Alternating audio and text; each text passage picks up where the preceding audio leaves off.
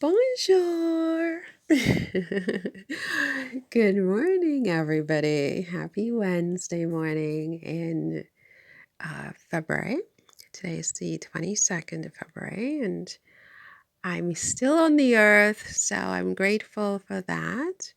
And I hope that you take a moment also today to be grateful for something in your day. Sometimes I forget to be grateful, and maybe most of the time.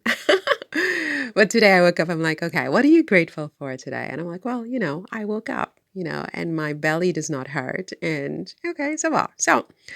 Welcome to my YouTube channel. If you're new here, I talk about all things having to do with the Duke and Duchess of Sussex, Prince Harry, the Duke of Sussex, and his beautiful wife, Meghan, Duchess of Sussex.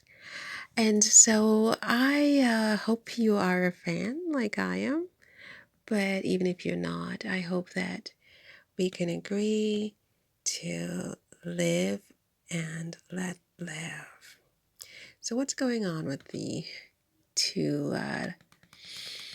I don't know what to call these two. They are like the stars of this major. I don't want to say a soap opera because I'm sure Megan would not like that. But this is a soap opera, isn't it? When I was a teenager, I was a huge General Hospital fan. General Hospital, All My Children, One Life to Live, the three. You come home from school and it's just on, and your parents you have to like hide because your parents don't want you watching soap operas before you do your homework. Mm, mm. So that was me, right? And funnily enough, Megan's dad, Thomas Markle, was the lighting director on General Hospital. So she spent some time on the set of General Hospital. So she knows soap operas. But I don't know that she would necessarily want to be thought of as being part of a soap opera. But how is this not a soap opera on every level? And you know what? It's funny because I realized maybe yesterday that I'm starting to love all the characters in this soap opera. I'm starting to love them. I mean, they're probably, let me see. Like on every soap opera, there's a villain. And, you know, I mean, they're villains. They're definitely villains, but none of them are so odious that like I can't find something in them to like. I mean, even Samantha. There you go again. You know what? It's funny because my heart sort of like softened on Samantha, which is not hard to do because my heart is notoriously soft, and sometimes I hate myself because it's just too much. I can be melted so easily. But even Samantha, like I'm hoping that she's going to change. Because like even in General Hospital, sometimes the villains just became good. So but anyway, so today, what's up? So I was reading on Newsweek that Harry is in danger of owing money to the British government over the lawsuit. Prince Harry's police security lawsuit could become a costly error.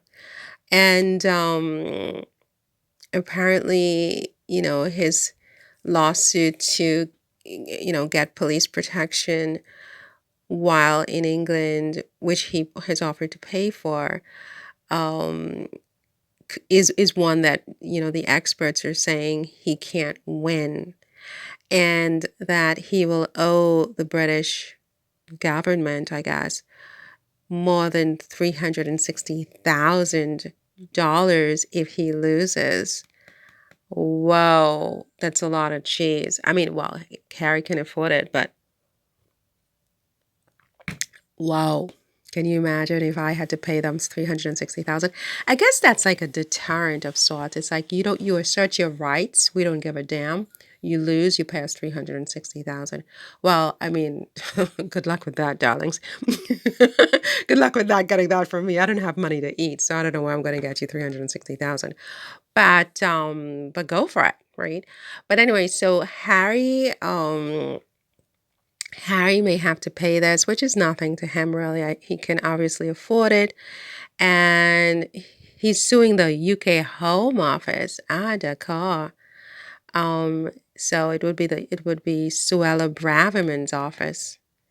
Can you believe I know the name of the UK Home Office head is Suella Braverman because I've sent her a few letters myself.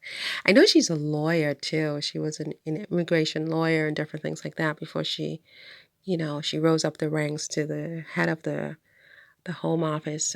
What do you call the head of the Home Office? She's like whatever she's called. I don't know. But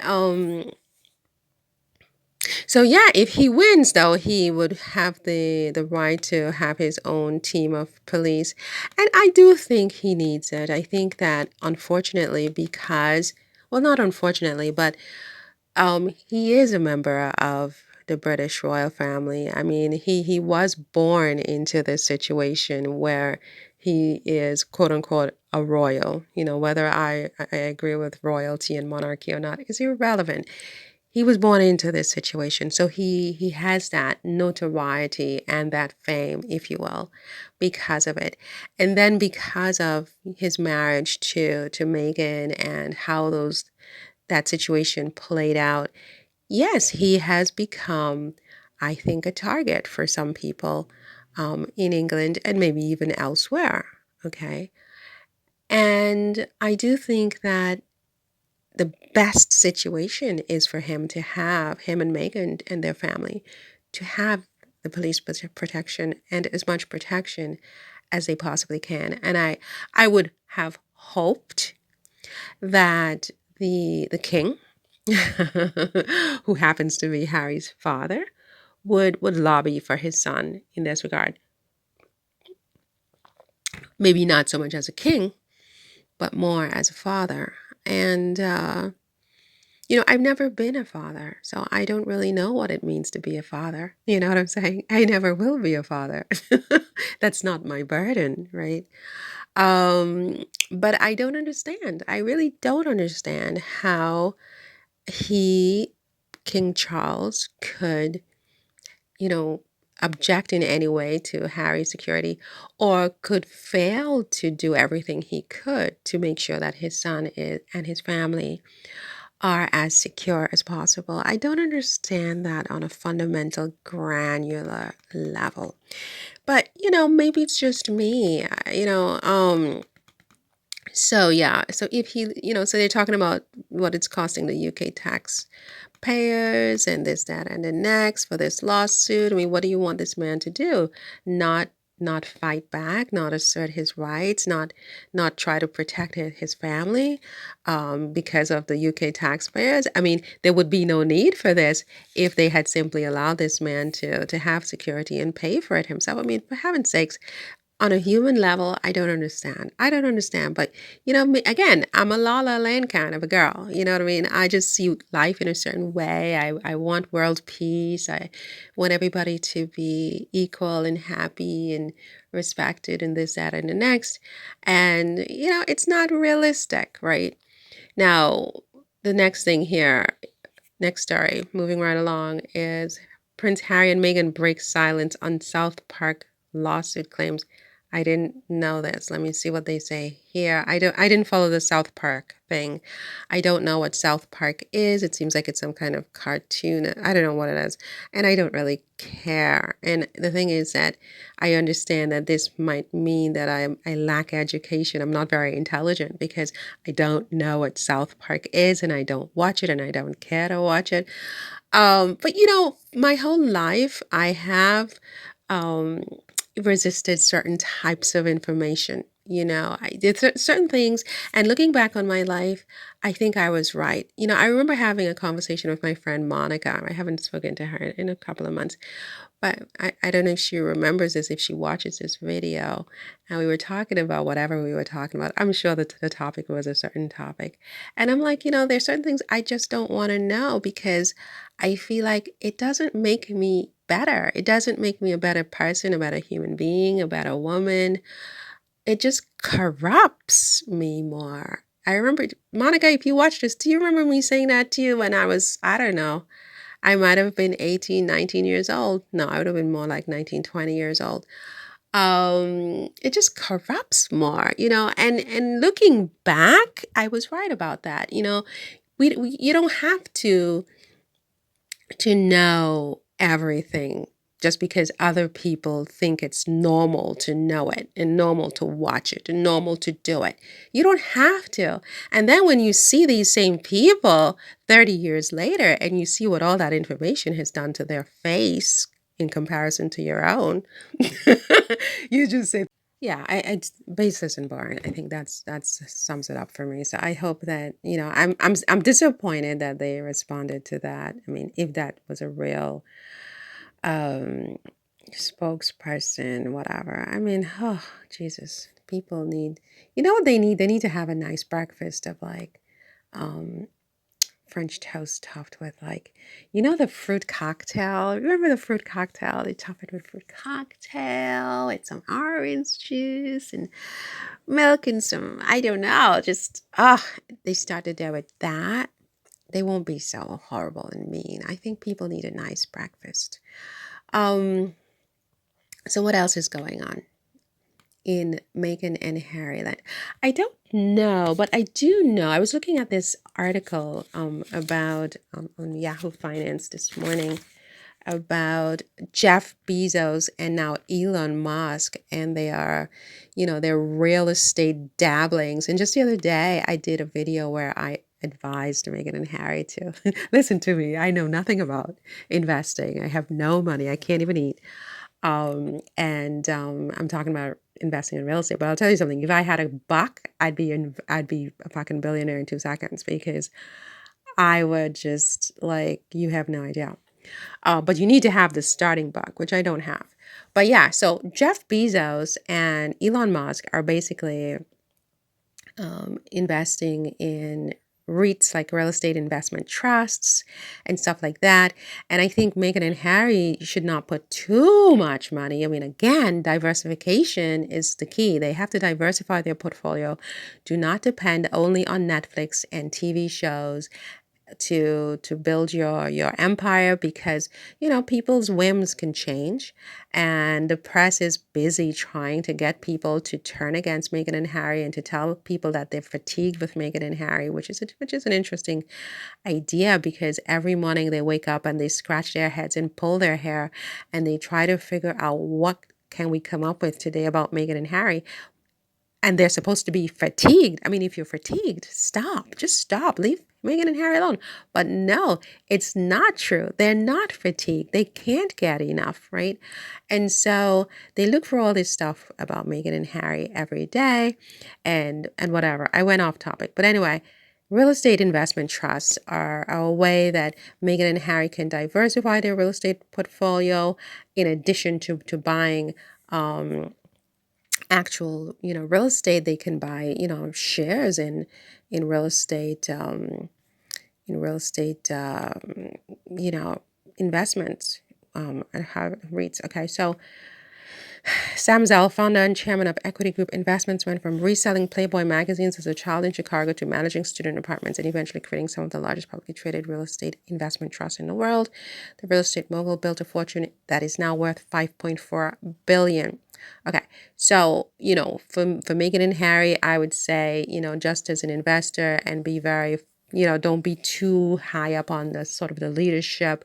If something goes wrong, they blame Meghan and Harry. No, but buy some shares in some REITs. I mean, sure, I don't have to tell you this. You have like good financial advisors, but Jeff Bezos and now Elon Musk are definitely doing this. They are investing heavily in real estate, because real estate really, I mean, since I was in high school, I mean, I don't know how I never made money. I mean, I know why. There are lots of different things that happen, but um, real estate is definitely a very important part of a portfolio, and to build wealth. But you have to be careful, right? Because you can go bust on real estate as well, depending on how you do it. So you have to diversify your portfolio. You have to research before you make investments. Don't put too much into anything, and don't be a landlord.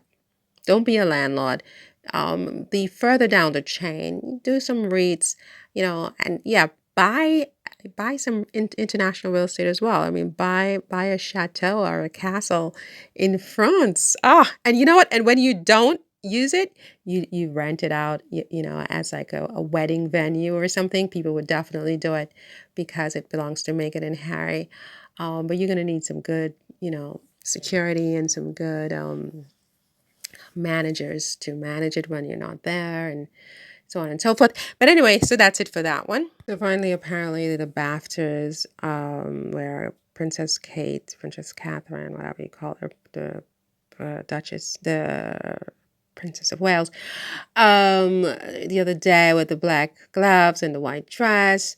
Apparently all of the winners at the BAFTAs were, Caucasian. And so people are asking whatever happened to the diversity promises they made a few years ago. And well, I mean, at least Kate had some black gloves on, so that might sort of, help. I was wondering whether there was a pun intended with the dress, but maybe there was. I mean, maybe she was informed that, oh my God, I mean, we don't have any non quote unquote white, whatever that means, actors who won. Can you do something in your outfit? Maybe that's why I mean, maybe this was totally idiotic what I'm saying, but I mean, maybe that explains the look. I mean, I don't know. The look was just so, I think, strange, but you know what? I was thinking it also has to do with the style of the dress. I think if she didn't have the one shoulder action, just put the two shoulders bare, it would not have looked as bad. It still would not have worked. She should have put the two shoulders bare. Then, you know what? If she had just had her gloves to her wrists, maybe if she insisted on wearing gloves, and if she insisted on wearing black gloves. But it just doesn't work. I think this could have worked with a black dress, but not an off one shoulder, just no shoulders at all. Um, and maybe like more transparent black gloves would have looked better. Anyway, I gotta go. I really have to go. It's 7:30 in the morning, and I have to go. I have to finish my coffee, and then I have to go. So talk to you later. Take care. Bye.